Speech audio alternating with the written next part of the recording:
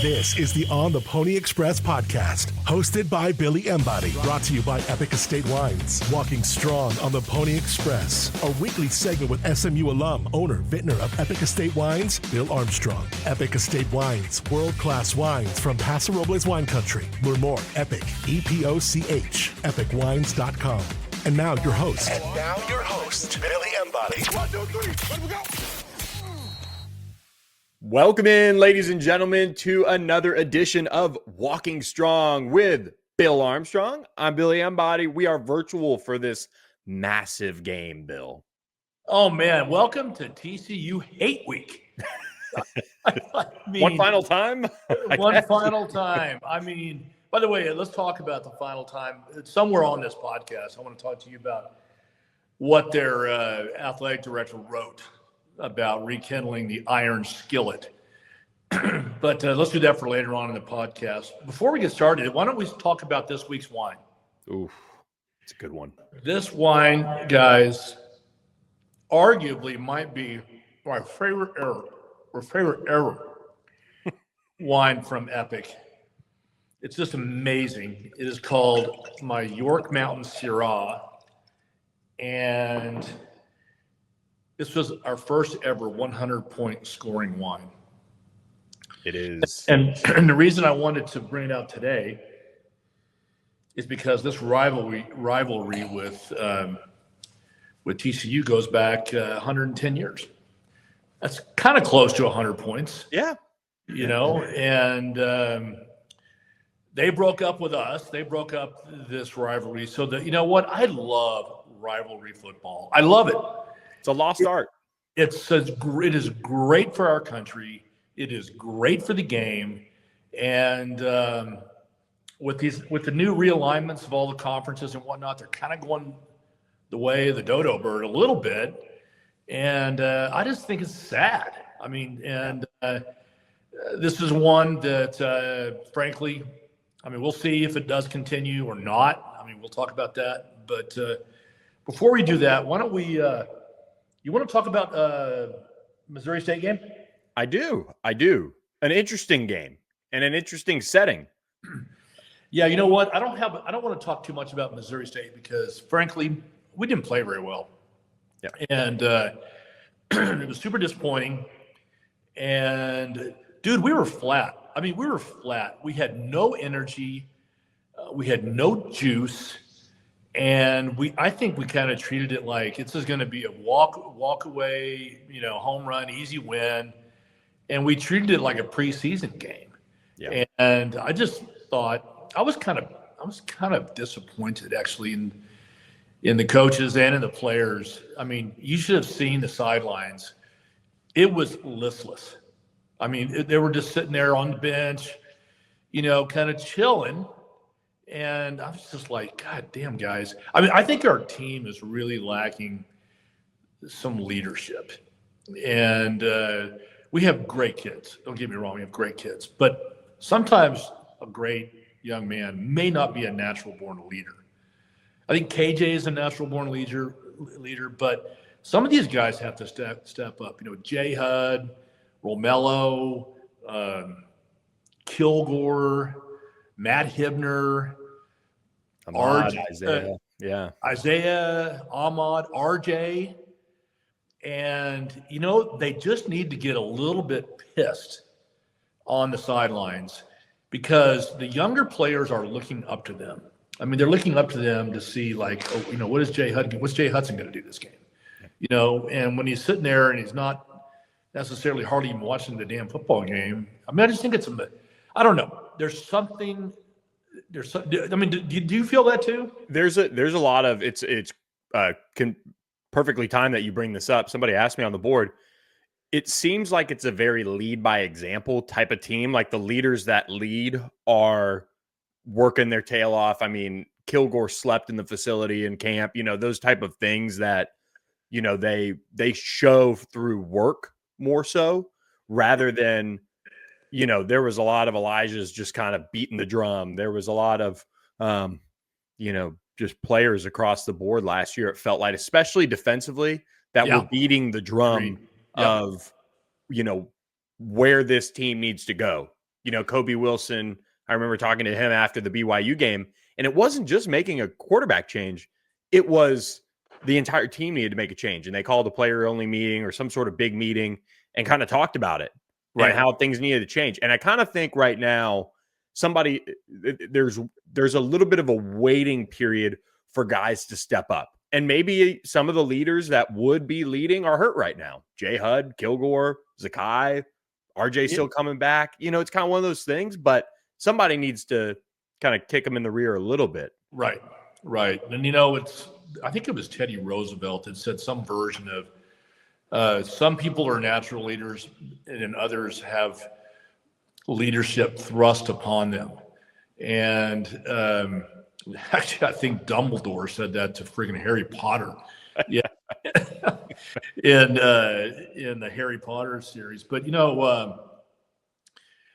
because we have the talent, Billy. I mean, you've been to practices with me. On paper, we're stronger, we're bigger, we're faster.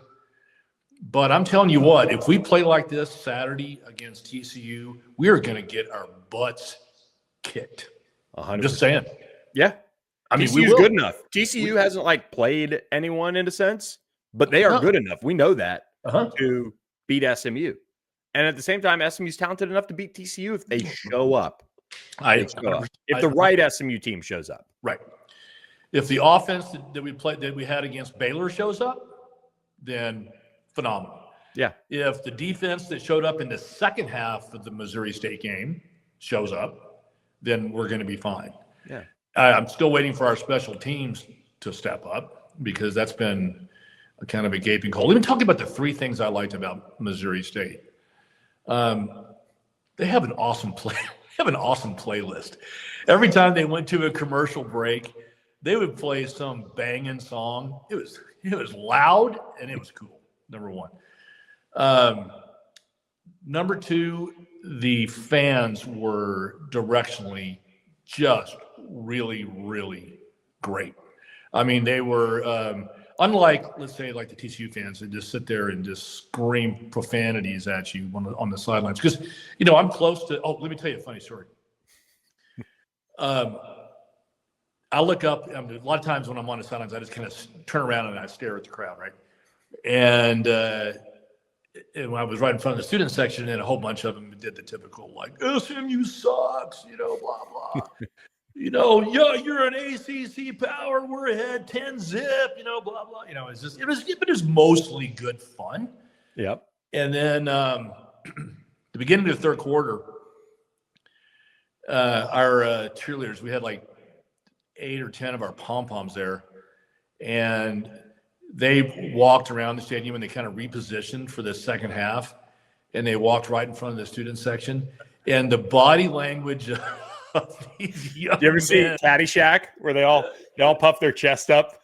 Oh, it was hysterical. And I, of course, watched it and I was starting to laugh inside. So as soon as the girls walked by, I walked up to them and I said, "Hey," and they were like, I go, "What'd you think of our Palm Squad?" And they're like, "Oh my God, man, that is unbelievable." I said, "Dudes, that is the tip of the iceberg at SMU." And they're like, "Hey, man, can I transfer there?" I said, "Yes. You make good grades." And then, of course, a few of them said, "Well, I can't afford it. My parents can't afford it." And I'm like, "Hey, guys, you know what? Make good grades. You can get a scholarship." Yeah. And from the rest of the game on, they were like my best friends. So you started off giving you the business and then finished up. Put that picture up. Yeah. So, and then the third thing I liked about Missouri State was their mascot. It was cute. It was a cute little bear. It was like this bear here.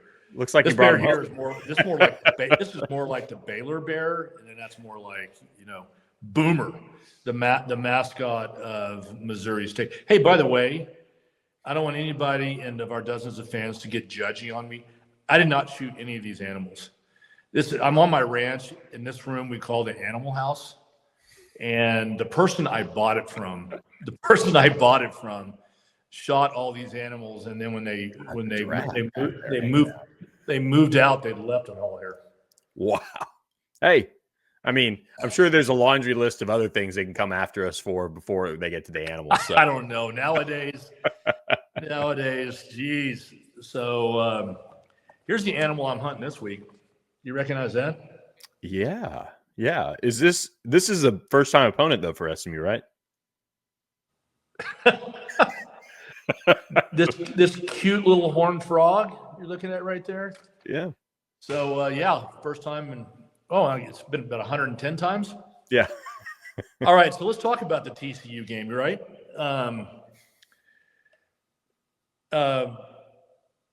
TCU's a 7-point favorite, and frankly, Billy, they should be an 11-point favorite. You can't argue with it. You cannot argue with it. I think they should be a much. At home, and we have not shown up really yet. We've had more mistakes than you can imagine, and we can't kick it through the uprights. Although I'm kind of happy with our new kicker. He did miss one. But it was close. It almost looked like it went through on TV. But actually, I was right behind the end zone, and it missed it by inches. I mean, I actually thought it went through as well. And he's got a big foot. Yeah. Hey, for the first time in what seems like forever, SMU's kicking it out of the back of the end zone. How about that? Yeah. No, it was great. I mean, he's like that kicker for Dallas in a way. You know, he's just got a big foot. Yeah. And so anyway, I'm actually surprised TCU didn't have an 11-point favorites. Yep. So of course it's the ugly stepsister game, right? I mean,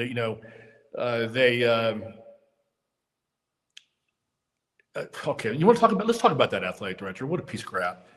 I did think he was that bad. Okay, well, I thought it was bad. So I'm going to read some quotes. Now, there's an article that came out about this guy named Mike Buddy. Mike, who's your buddy? Hey, buddy. Mike Buddy is the athletic director for TCU, and he said, and I will quote this, okay, and then you guys can tell me what you think. By the way, I might put on a little bit of a TED Talk right now about how to make. Look at. Did you see that? Yeah, I got you. Yeah, okay. It's my TED Talk, and this is in some respects what not to say when you're getting interviewed. Buddy is leaving the door open to a battle for the Iron Skillet football matchup with SMU. Quote, I would like to talk to Damon Evans about it for sure. Okay, that's fine. He should have stopped. He should have stopped right there. One rule of thumb in business, it's called the 3 Gs. You get in the room, you get what you want, and then you get out. But no. He had to keep going. And so he should have added, since we stopped this 110-year-old rivalry on our choice, we're the ones that broke up with SMU. I need to go to SMU and talk to them about begging us, let us come back. I mean, it's kind of that song by Toby Keith, like, how do you like me now? Yeah. I'm on my way. Besides, you had too many boyfriends to mention, and I played my guitar too loud. How do you like me now? How do you like me now? Now that I'm on my way. Rest in peace, Toby. And rest in peace, Toby. And because they broke up with us, and, here we are now in the much better conference. Last year we go to the college football playoffs, and Buddy is sitting there saying, we might take SMU back for the Iron Skillet game. Wait a minute. No. There has to be a mutual arrangement, pal. It has to be SMU and TCU. Okay, so that was rule number one. That's like indirectly annoyed me. Then he says, I know, having talked to our fan base, that it didn't have an appetite to play a group of 5 team when we were a Power 4, okay? Well, first of all, when they left, it was a Power 5. And the Pac-12 was still around. And what he should have said is like the college football playoff landscape is changing dramatically. And a few years ago, it made sense to not play a group of 5 school because it would hurt your chances substantially of getting into the CFP because there's only 4 schools that were selected for that. So if you lost a game, okay, I get that.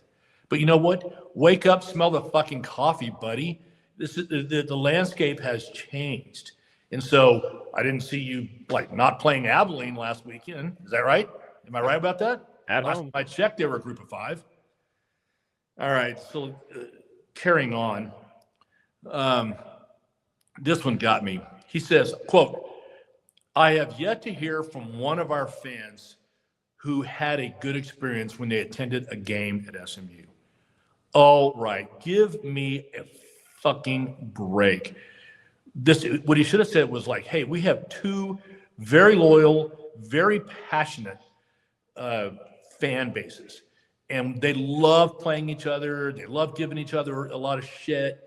And so when they come over to our stadium, our student section is profane and they're screaming the F-bombs. And frankly, they've been regarded as some of the worst fans in the country. It's not me talking. That's just, I hear that all the time. Yeah, and the entire game, right? It's been a chirp fest from the student section, which is on that far sideline immediately behind the TCU bench, regarding Sonny Dykes. They have come up with all kinds of chants that have all kinds of expletives within them to let him know that he is not in friendly confines. This is obviously just it hitting ahead at this point. And I mean, they are giving it to Sonny Dykes. How about that? I mean, that would have been a much nicer kind of like, hey, you got to win friends here, buddy. Another one I really like, he says, another one is Sonny coached there.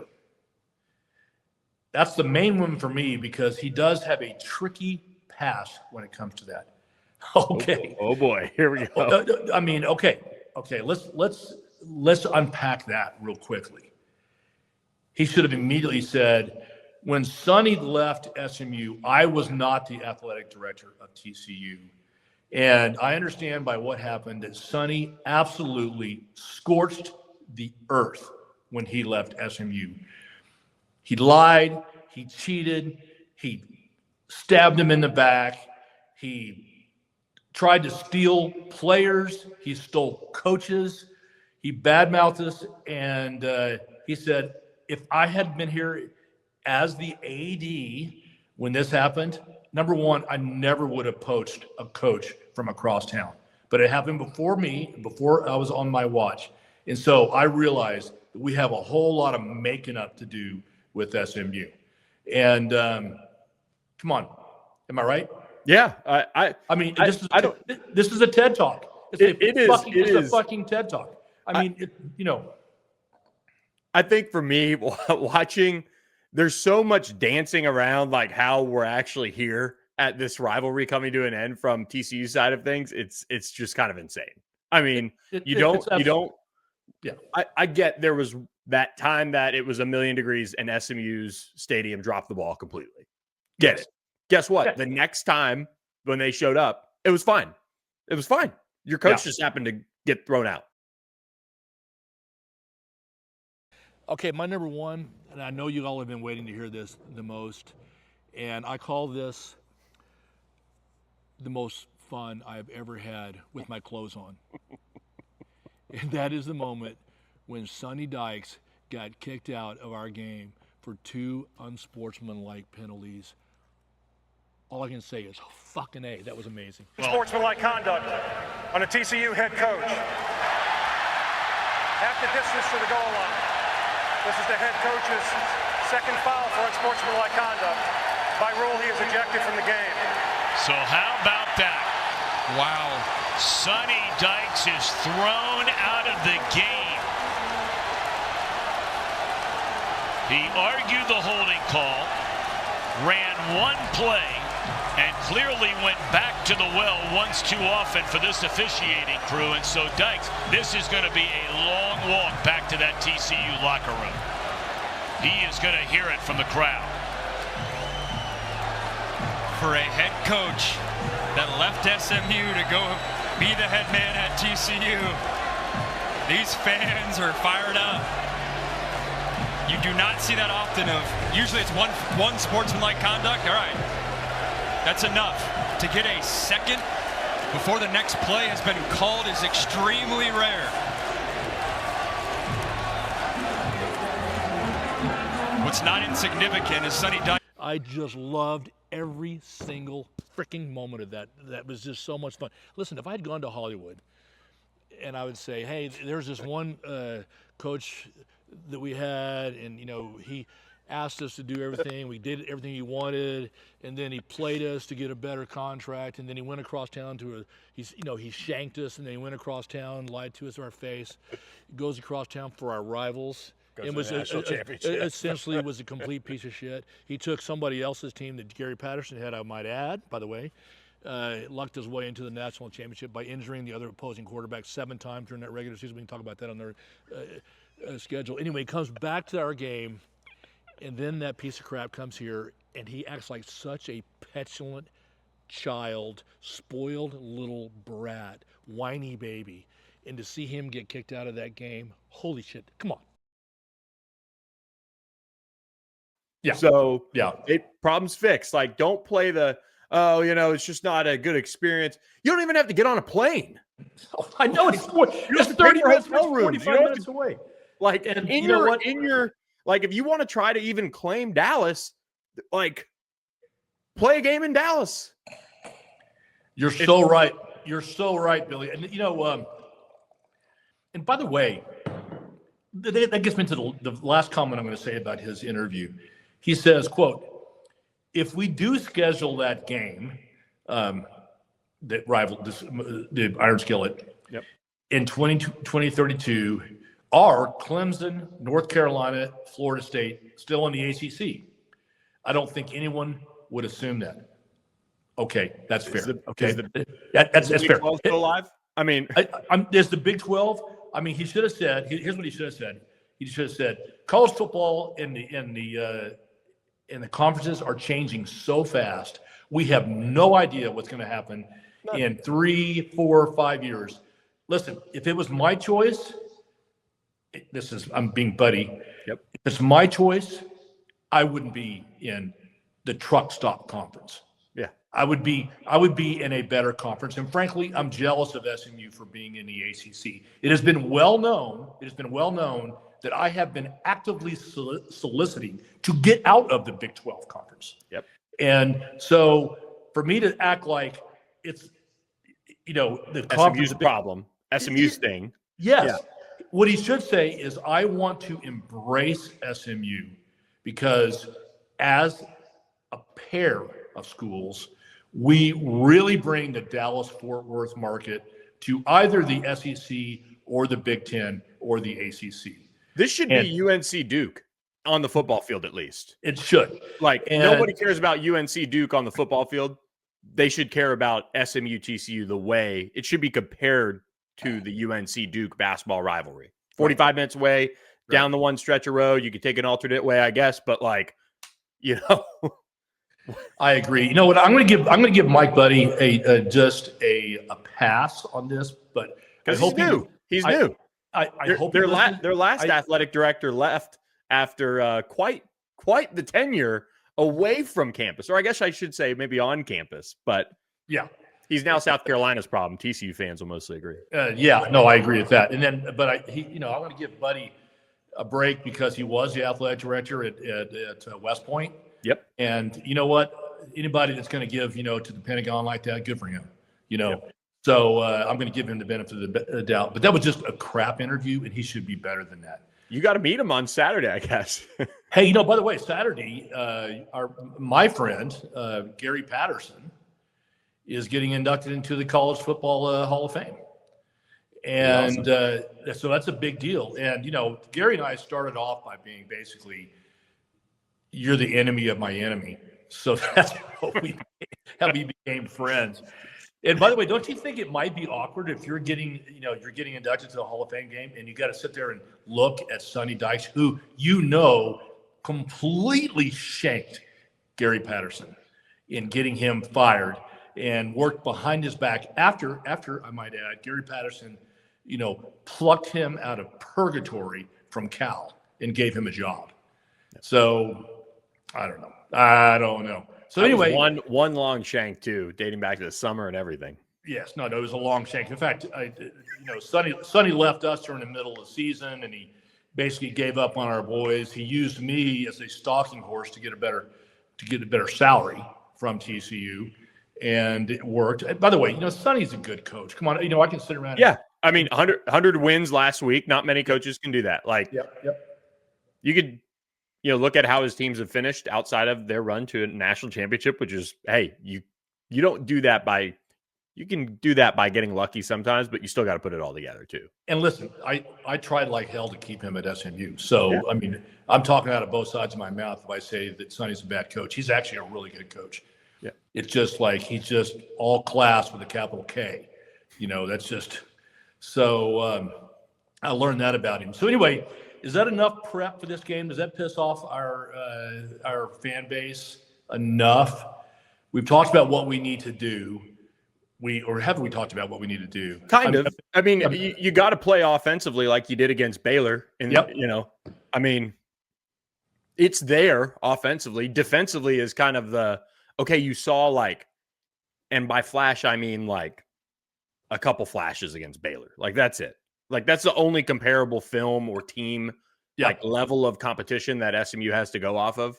Yep. And you had a defense that definitely got shredded through the air. And if they play like the way they did against Baylor, they will get shredded by Josh Hoover again. Now, Josh Hoover is going to have a 400-yard game because I think he's close to as good as Sawyer. Yep. And so if you don't put any pressure on him, I mean, even that quarterback from Missouri State, threw a lot of open balls. I mean, so I don't know what Simons has up his sleeve, but I tell you what, we got to do something more than we've been doing. Yeah. We do. It'll be interesting to see if Alexander Kilgore, Zakai Barker are back. Those would be two big pieces. Didn't have Turbo for the first half of this game as well. Right. Against Missouri State. Yep. So he should be pissed. He's got to bring it. Cam Robertson, that whole D-line.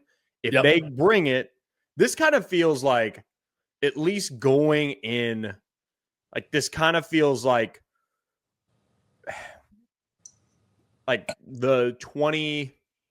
the game at TCU, maybe when Sonny was the coach, when SMU didn't end up having a really good defense, but they made stops at key moments and SMU ran for 350 yards.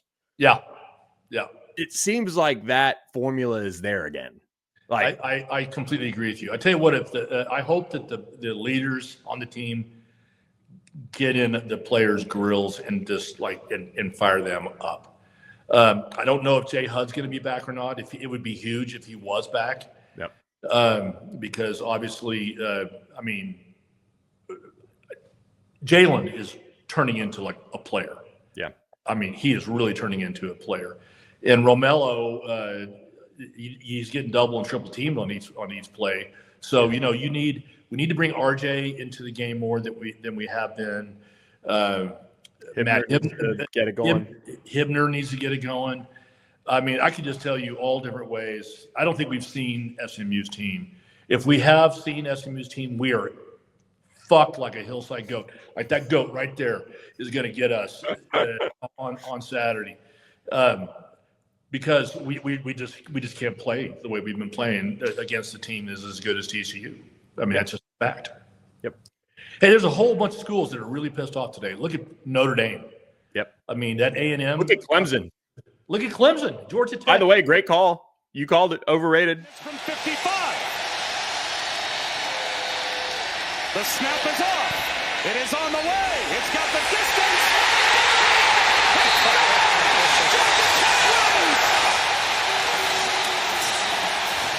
Yep.